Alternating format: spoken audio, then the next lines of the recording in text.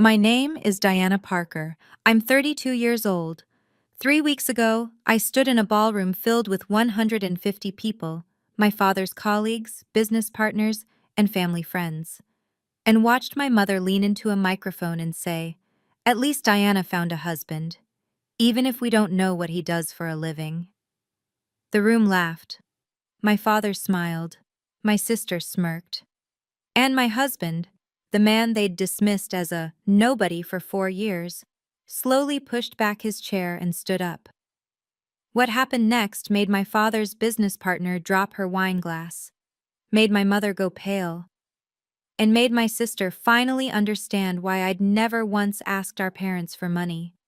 Before I tell you this story, please take a moment to like and subscribe, but only if you genuinely enjoy it. And I'd love to know, where are you watching from, and what time is it there? It started 6 years ago, the night I met Marcus. I was 26, exhausted from a long day of parent-teacher conferences and desperate for caffeine.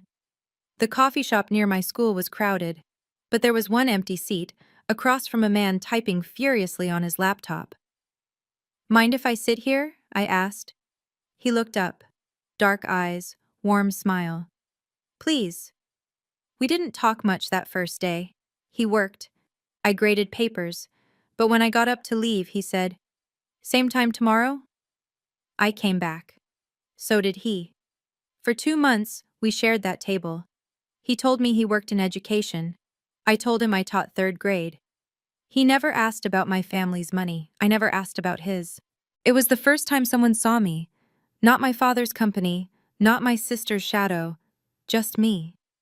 When Marcus finally asked me to dinner, I said yes before he finished the sentence.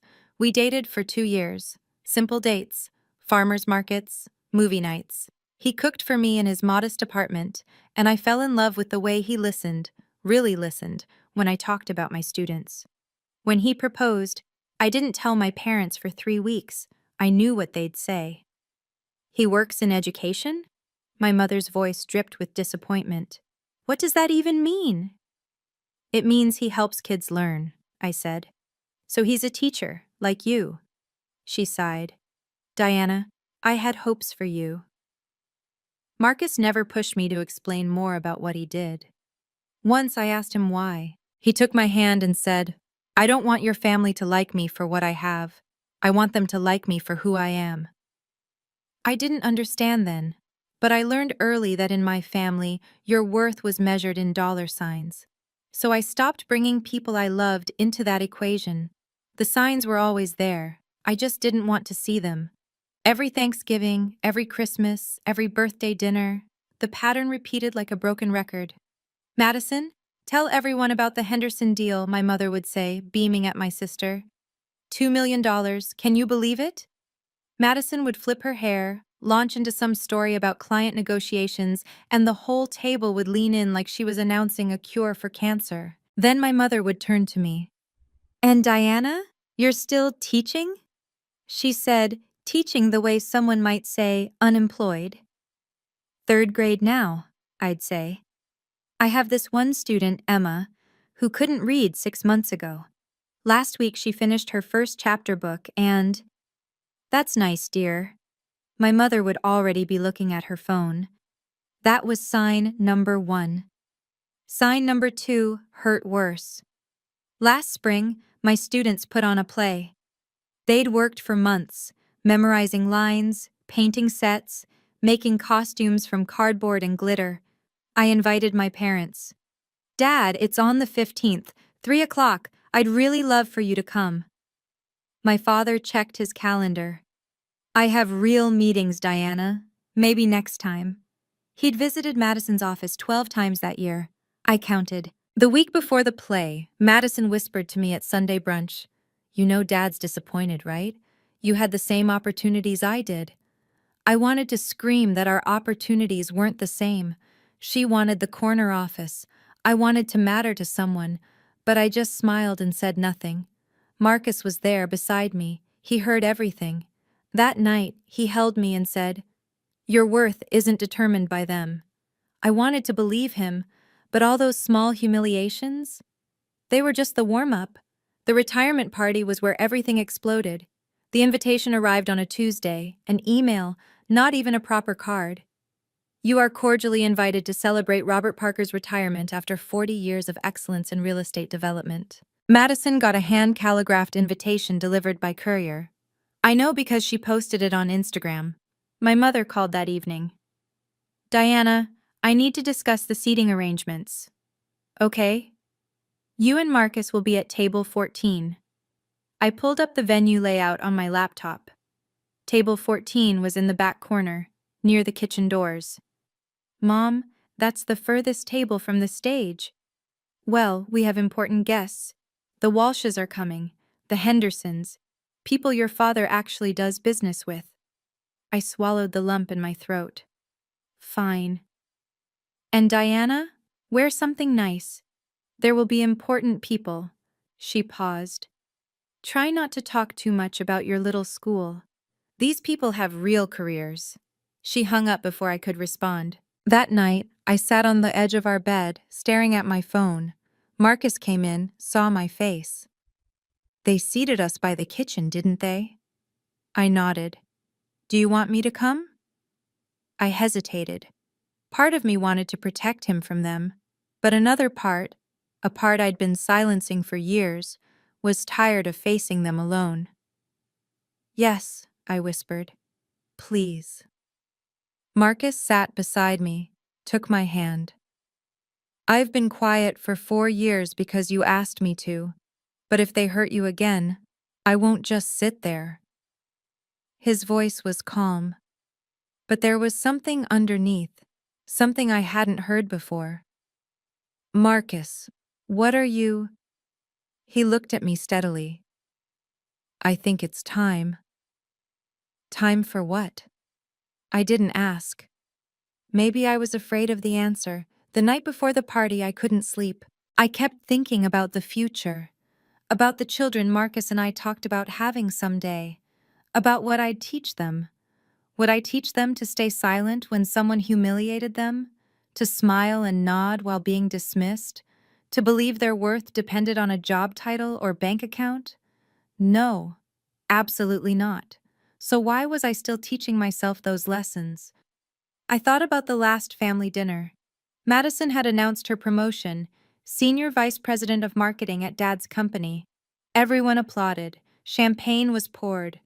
Then she'd leaned over to me and whispered, loud enough for the whole table to hear. Diana married down. At least I'm dating someone with ambition. Marcus was sitting right there. He heard every word. His jaw tightened, but he said nothing, because I'd asked him not to make waves. That night, after we got home, I found him standing at the window, just staring out at the city lights. I'm sorry, I said. I should have.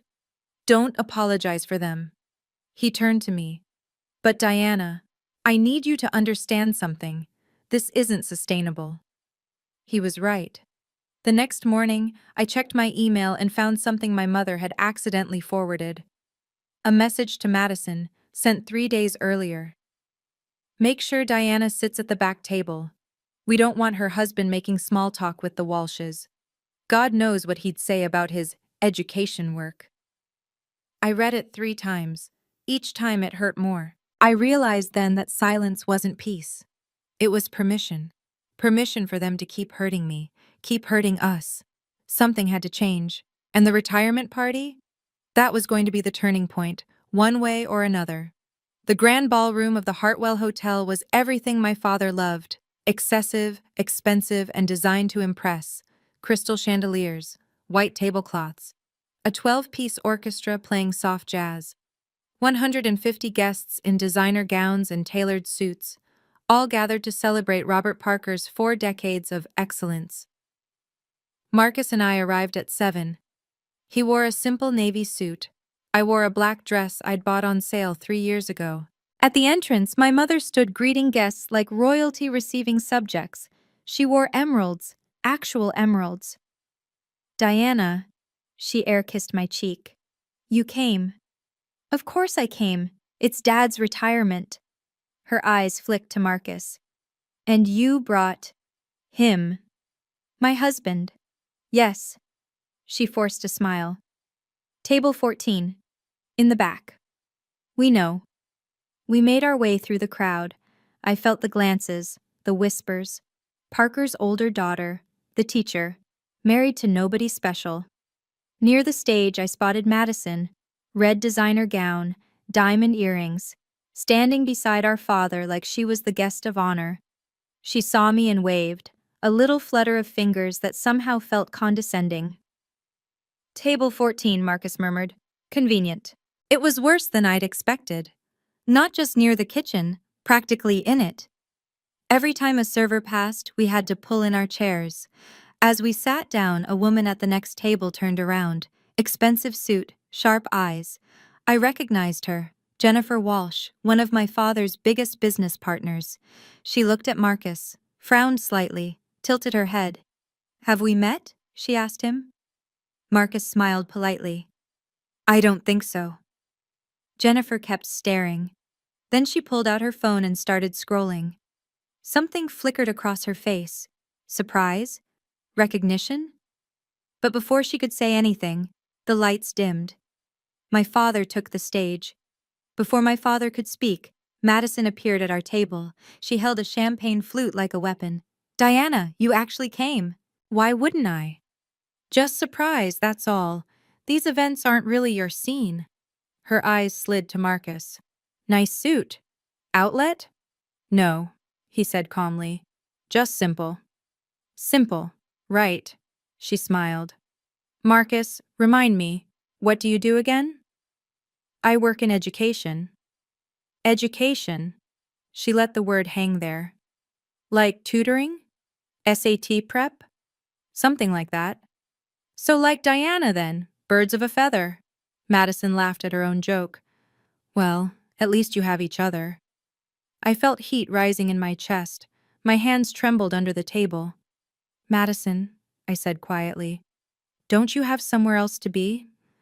Relax, sis. I'm just making conversation. She sipped her champagne. Dad's about to speak. Try not to look too bored. We have photographers. She sauntered away, hips swaying, clearly pleased with herself. Under the table, Marcus took my hand. His grip was firm, steady. You okay? He asked. No. Do you want to leave? I looked at my father on stage, at my mother beaming from the front row, at Madison positioning herself for the perfect photo op. Not yet, I said. I need to see this through. Marcus nodded slowly. She doesn't know what she's mocking. That's the saddest part. I didn't understand what he meant. Not then. The orchestra fell silent. The room settled. My father tapped the microphone. Welcome, everyone. Thank you for being here tonight. 150 faces turned toward the stage, smiling expectantly, and I sat in the back, near the kitchen, holding my husband's hand, telling myself that this time would be different. It wasn't. It was worse. My father had always been good at speeches, confident, commanding, the kind of voice that made people lean forward. 40 years, he began. 40 years of building something from nothing. 40 years of deals, negotiations, and yes, a few sleepless nights. Polite laughter rippled through the crowd. But I didn't do it alone. He gestured toward the front table. My wife, Helen. My rock. My partner in everything. My mother pressed a hand to her chest, eyes glistening on cue. And my daughter Madison. His voice swelled with pride. My legacy at the company. Senior Vice President at 28, the future of Parker Real Estate. Madison rose slightly from her seat, accepting the applause like she'd just won an Oscar. The photographer's cameras flashed. Madison has exceeded every expectation, my father continued. She has my drive, my instincts, and frankly, my ruthlessness. More laughter, more applause. I sat there waiting, hoping. Of course, family is more than business, he said. I'm blessed with 2 daughters. My heart lifted. Maybe this time. My father's eyes found me across the ballroom. He smiled. But the smile didn't reach his eyes. It was the smile he gave difficult clients. And Diana, my eldest. A pause. Too long. She's still trying to figure out what to do with her life. Scattered laughter. Awkward. Uncomfortable. But we love her anyway. He said it like a punchline. I felt the blood drain from my face. 150 people were looking at me now. Some pitying, some amused, some just curious about the lesser daughter. Marcus's hand tightened around mine. When I looked at him, his expression was stone. My father had already moved on. Now, let me tell you about our plans for the foundation. But he wasn't done with me, not yet. While my father droned on about tax-deductible charitable contributions, Jennifer Walsh was staring at my husband. Not casually, intently, like she was solving a puzzle. She kept glancing at her phone, then back at Marcus, scrolling, zooming, comparing. I tried to focus on my father's speech, but her attention was impossible to ignore. Finally, she leaned across the gap between our tables. "Excuse me," she whispered. "I'm sorry, but I have to ask, have we really never met?" Marcus shook his head. "I don't believe so. You just look so familiar." She held up her phone, showing him something on the screen. "Is this Jennifer?" My father's voice cut through. "Care to share with the class?" She snapped her phone down, startled. "Just checking emails, Robert. Please continue." My father chuckled. "Always working. That's why I love you, Jen." The moment passed. Jennifer returned to facing the stage. But I saw her glance back at Marcus 2 more times, and I saw her expression, the barely concealed shock, the way her mouth opened slightly, then closed. She knew something, or thought she did. "Marcus," I whispered. What was she looking at? "Nothing important." "She recognized you." He squeezed my hand.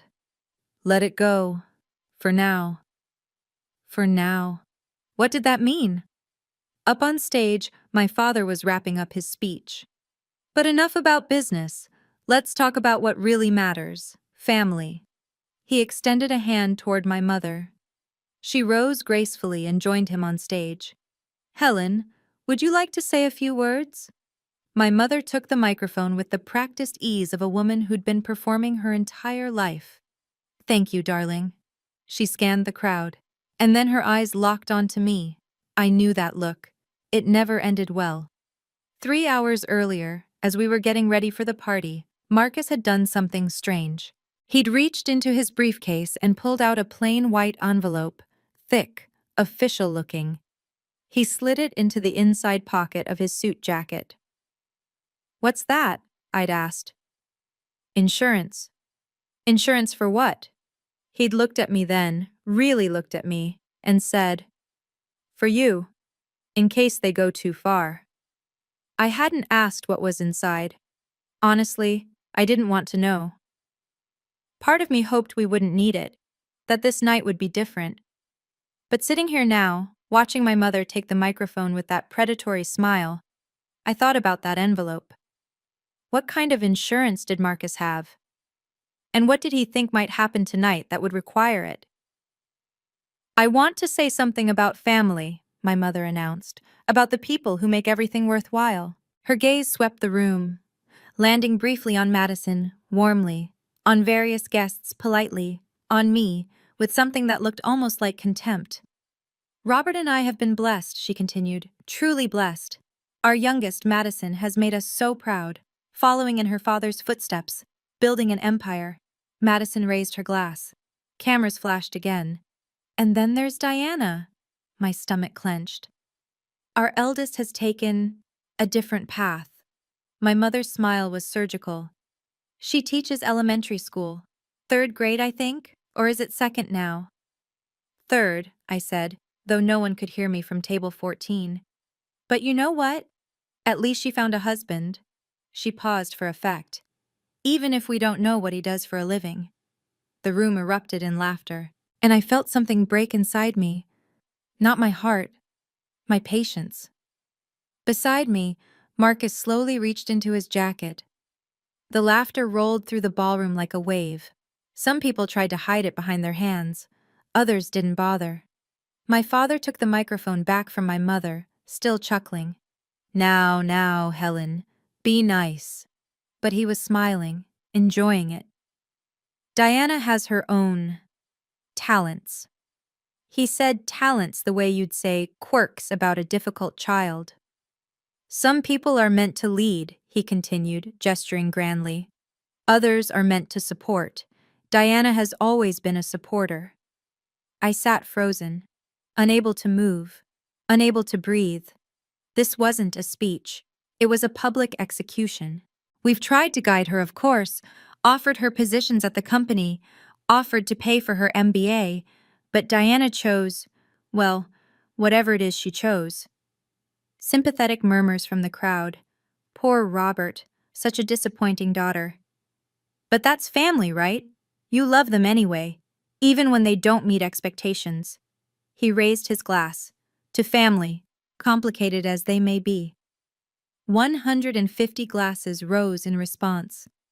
To family! And there I sat, at the table by the kitchen, while everyone toasted to my failure. Marcus's hand was no longer holding mine. When I looked over, his chair was empty. He was standing. Marcus, I whispered, what are you doing? He didn't answer, just started walking, calm, measured, each step deliberate, toward the stage. Heads began to turn. Whispers rippled through the crowd. Who is that? What's he doing? My father noticed. His smile faltered. Can I help you?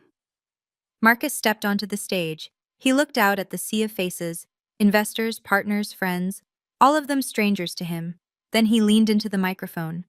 May I have a moment? The room went silent. My father's confusion hardened into annoyance. I'm sorry, who are you? I'm Marcus, Diana's husband, the one you don't know anything about. A few nervous laughs from the crowd. My mother stepped forward, reaching for the microphone. This really isn't the time. I think it's exactly the time. Marcus's voice was quiet, but it carried. Every word crisp, every syllable controlled. My father forced a smile for the audience. Marcus, is it? Why don't we discuss this later, in private? No. The word landed like a stone. For 4 years, Marcus continued, I've sat at the back of your holiday dinners. I've listened to your wife mock my career. I've watched you dismiss your daughter like she's somehow less than. And I've stayed quiet, because Diana asked me to. He looked at me across the ballroom. His eyes were soft, sad. But I won't stay quiet anymore. My mother laughed, a brittle, uncomfortable sound. This is ridiculous. Helen, get security. No need. Marcus held up a hand. I'm not here to make a scene. I'm here to introduce myself, properly, since your family never gave me the chance. Madison pushed through the crowd, champagne sloshing. This is insane. Who does this guy think he is? Excellent question, Marcus said. Thank you for asking. He reached into his jacket pocket. My heart stopped. The envelope.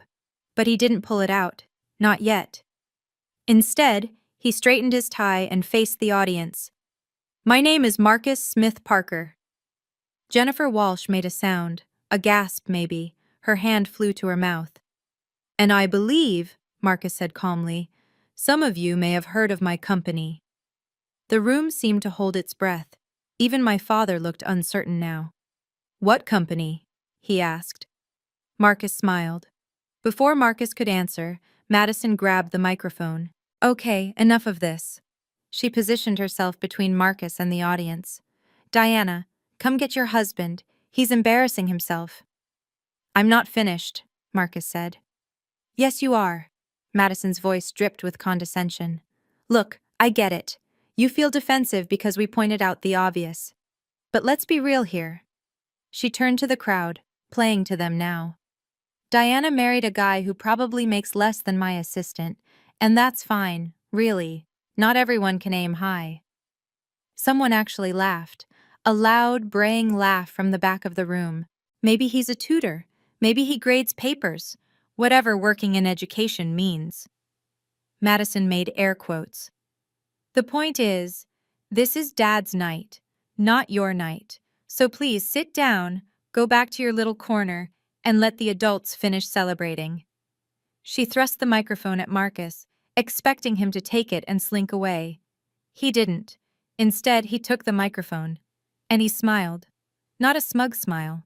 Not a vengeful one. Just calm. "You're right," he said. "This isn't my night. But it became my night when your family publicly humiliated my wife in front of 150 people." Madison rolled her eyes. "Oh my God, so dramatic." "I work in education," Marcus continued, ignoring her. "You're right about that, but I don't grade papers, I don't tutor." He paused. Let the silence build. "I build educational platforms, technology that helps millions of children learn." Jennifer Walsh was nodding now, her face pale. "I knew it," she whispered. "I knew I recognized him." Madison's smirk flickered. "What are you talking about?" "My company," Marcus said, "is called EduSpark." Someone in the crowd gasped, and everything changed. "Okay, I need to pause here for a second. I know you're probably screaming at your screen right now. I was screaming inside too. If you're as invested in this story as I was living it, hit that like button. It really helps. And I have a question for you. Have you ever been publicly humiliated by your own family? Tell me in the comments. Because what happened next?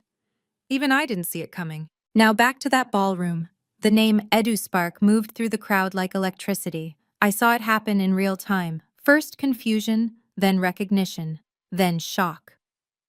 A man at table 3 pulled out his phone, typed frantically, and showed his wife. Her eyes went wide.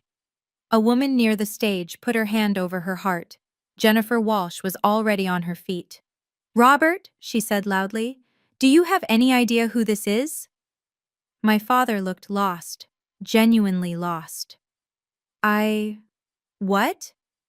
"EduSpark," Jennifer repeated. "The educational technology company. They were just valued at $200 million. It was on the cover of Forbes 3 months ago." The murmurs intensified. 200 million. Forbes. Cover story. Madison's face had gone from smug to confused to something approaching horror. That's not possible." "I assure you," Marcus said calmly, "it's very possible." My mother clutched my father's arm. "Robert, did you know about this?" "Of course I didn't know." His composure was cracking. "Diana never told us." "You never asked." Marcus's voice cut through. "In 4 years, not once did you ask me a single real question about my work, about my life, about anything." He stepped forward. The spotlight followed him. "You assumed I was nobody because I didn't brag, because I didn't drop names or flash money, because I sat quietly at your holiday dinners and didn't try to impress you." The room was utterly silent now. No one moved, no one breathed. "Last year, Forbes named me one of their 30 under 30 in education. I've been interviewed by CNN, MSNBC, and the Wall Street Journal. I've had lunch with senators and shaken hands with 2 presidents." He looked directly at Madison. "I don't make less than your assistant, but if I did, that still wouldn't justify what you said about my wife." Jennifer Walsh pushed her way to the front. "I knew I recognized you. You were on the cover of TechCrunch last summer. The article about democratizing education." Marcus nodded. "That's right. I've been trying to get a meeting with your company for 6 months." She turned to my father, accusation in her voice. "Robert, you've been talking about getting into edtech. The opportunity was literally at your dinner table." My father's face was a mask of barely controlled panic. "I didn't. You never bothered to find out." Marcus reached into his jacket and pulled out the envelope. "But that's not why I'm up here." He opened it, removed a document. Thick, official. "This is a contract," he said. "A $5 million grant to fund STEM programs in underprivileged schools across Massachusetts. 5 million. The number rippled through the crowd. "The first recipient?" Marcus looked at me. His eyes were shining. "Lincoln Elementary, Diana's school." I felt tears streaming down my face.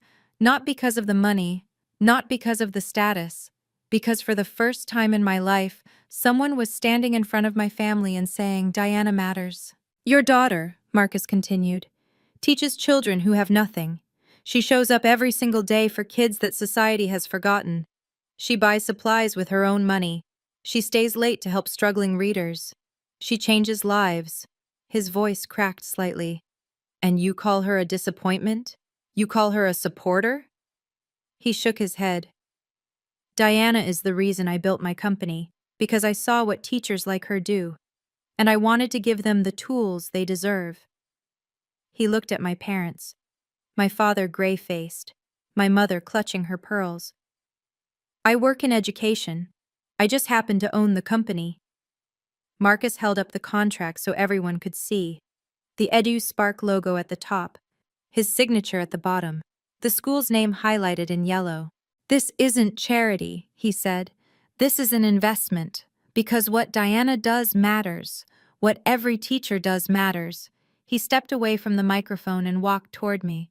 The crowd parted, silently, like the Red Sea. I stood up. My legs were shaking. I didn't know if I could stay upright. When Marcus reached me, he took both my hands. "I'm sorry I didn't do this sooner," he said quietly. "I kept hoping they'd see you. The real you. The way I see you." Marcus. I couldn't find words. "I've never been prouder to be your husband." Behind us, I heard my mother's voice trembling. "Diana, honey, why didn't you tell us?" And there it was. The question that held everything that was wrong with my family. I turned to face her. My father stood frozen beside her. Madison had backed away from the stage entirely, trying to disappear into the crowd. "Would it have mattered?" I asked.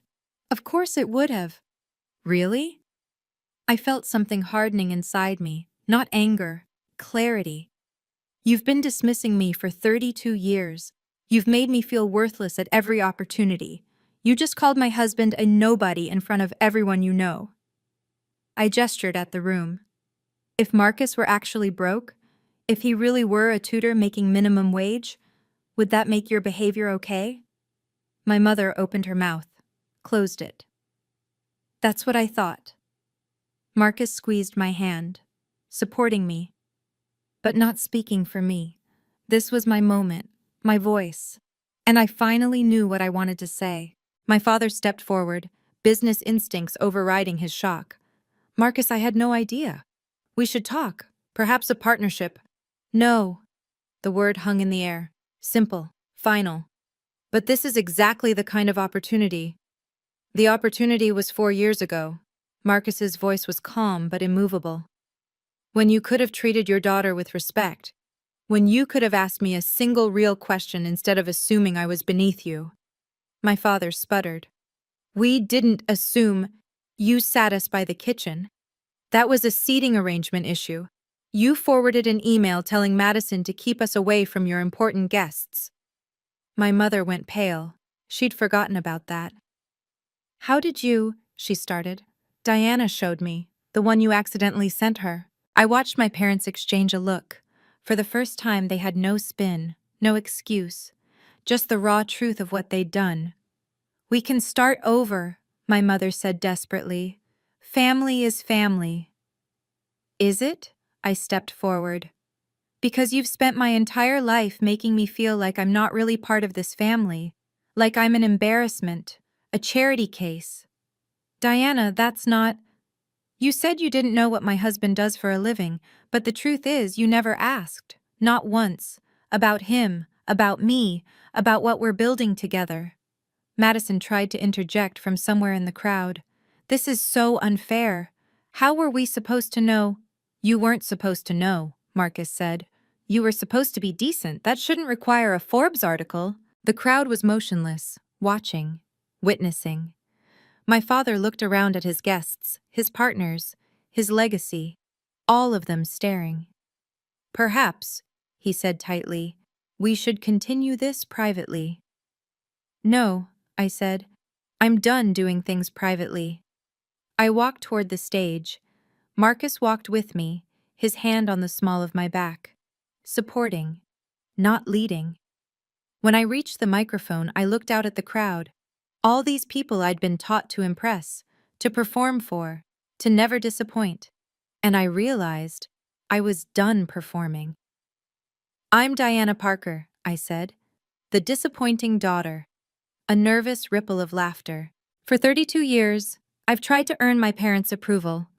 I chose a career I love, and they called it a waste. I married a man I love, and they called him a nobody. I showed up to every holiday, every birthday, every event, and they sat me by the kitchen.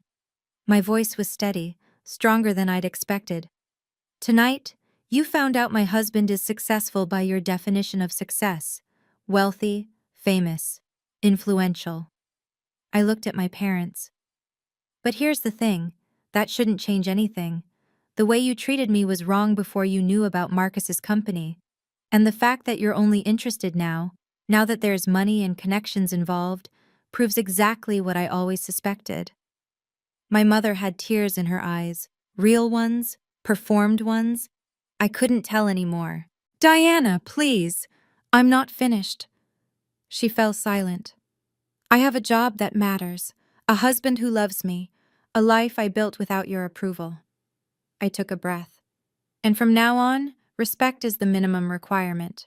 Not optional, not conditional on who my husband is, just basic respect." I looked at Madison, at my mother, at my father. "If you can give me that, we can try again. If you can't?" I took Marcus's hand. "Then this is goodbye." We turned, and we walked out. 150 people watched us go. We didn't speak until we were in the car. Marcus drove. I sat in the passenger seat, staring out the window, watching the city lights blur through my tears. "Are you okay?" he finally asked. "I don't know." I wiped my face. "I feel empty, like I've been holding something heavy for years and I finally put it down." "That's not empty, that's light." I laughed. A wet, broken sound.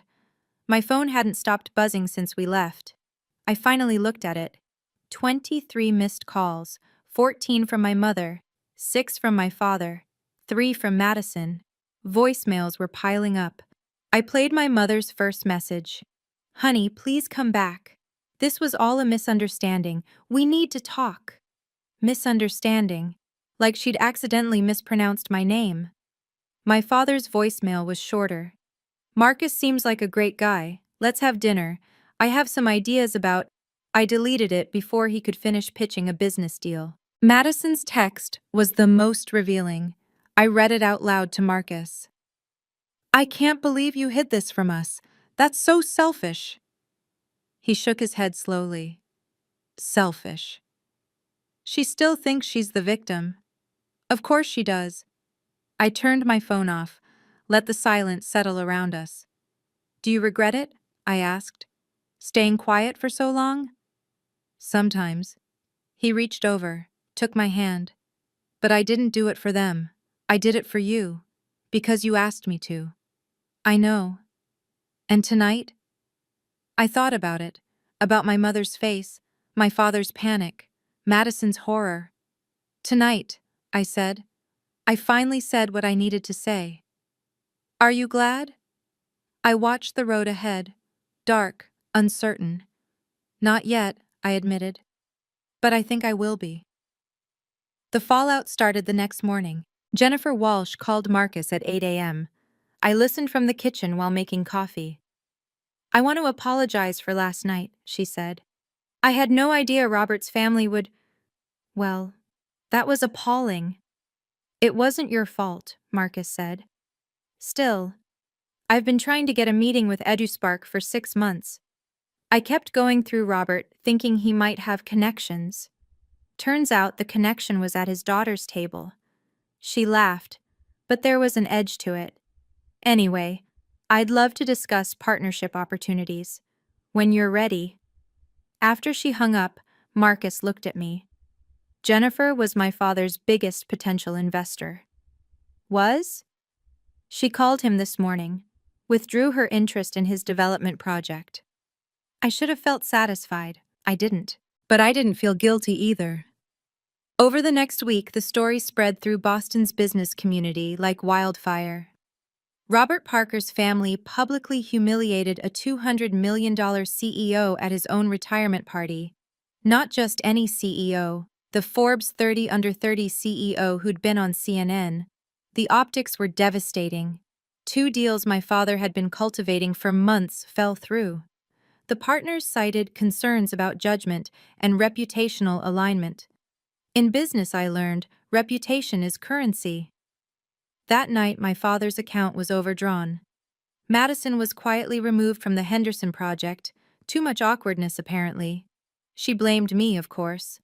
Texted me a long rant about how I'd destroyed everything. I didn't respond.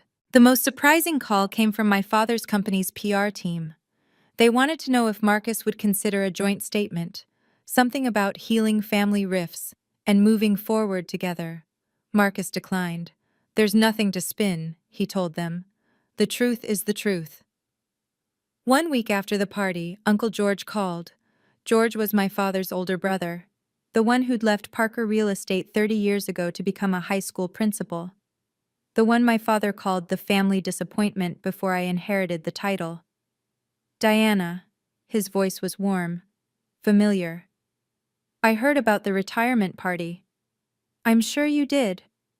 I've been telling Robert for years he was wrong about you.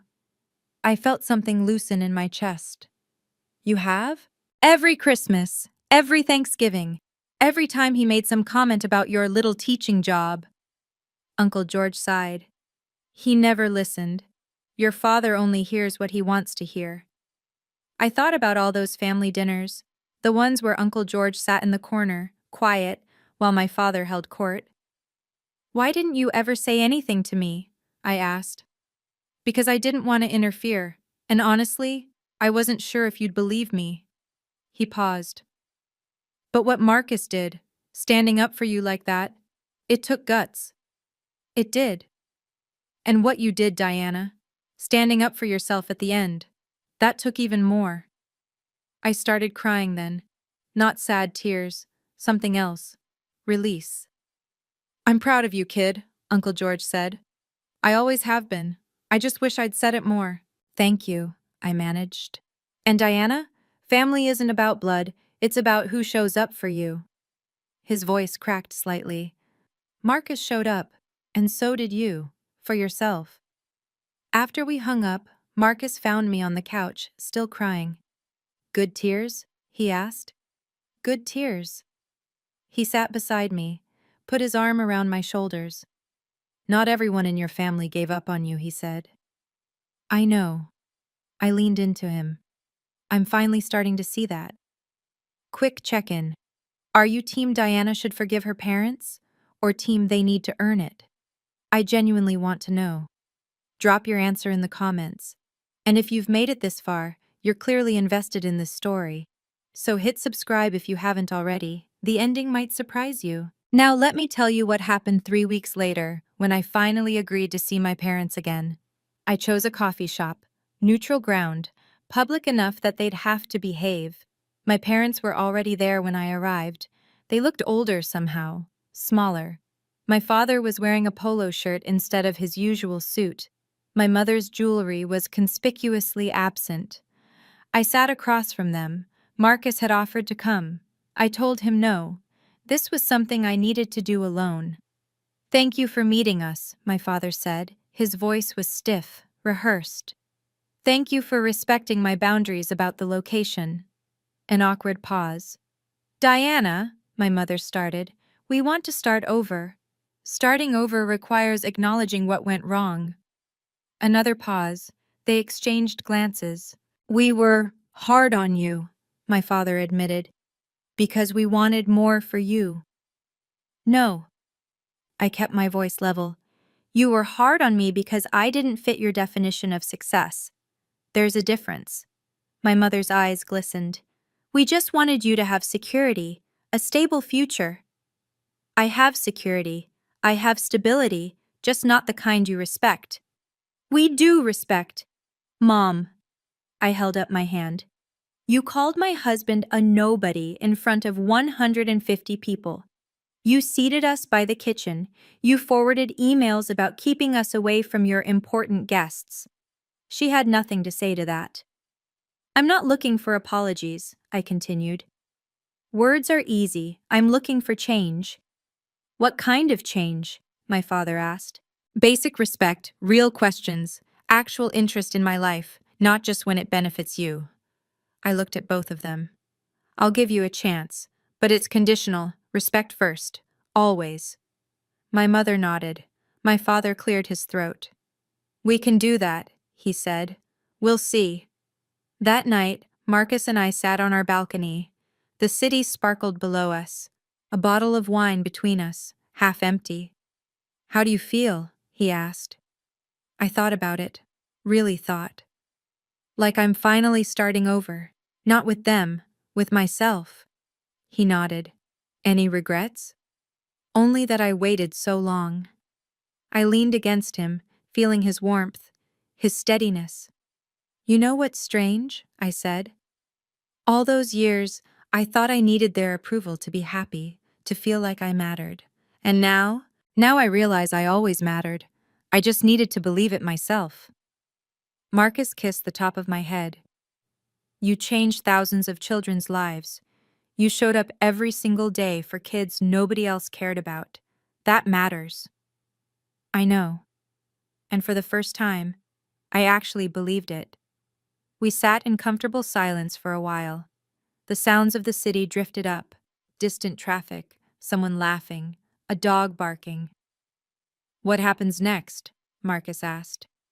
I smiled. We keep building. The school program. Our life. Whatever comes. Together? Always together. I thought about my students. About Emma, who could finally read. About the STEM program that would change everything. About the life I'd built with my own hands, my own heart. I thought about my parents. Maybe they'd change. Maybe they wouldn't. But either way, I was done waiting for their validation. The people who love you don't make you prove your worth. They celebrate it. Marcus had taught me that. And now I was teaching it to myself. You know what? I said. What? I smiled at him. Really smiled. I think I'm going to be okay. And for the first time in 32 years, I meant it. And that's my story. Thank you for being here until the very end. If this resonated with you, if you've ever felt unseen by the people who were supposed to see you most, I hope you know your worth isn't up for debate. If you enjoyed this, please subscribe and check out another story in the description below. I'd love to hear your thoughts in the comments. What would you have done in my place? See you in the next one.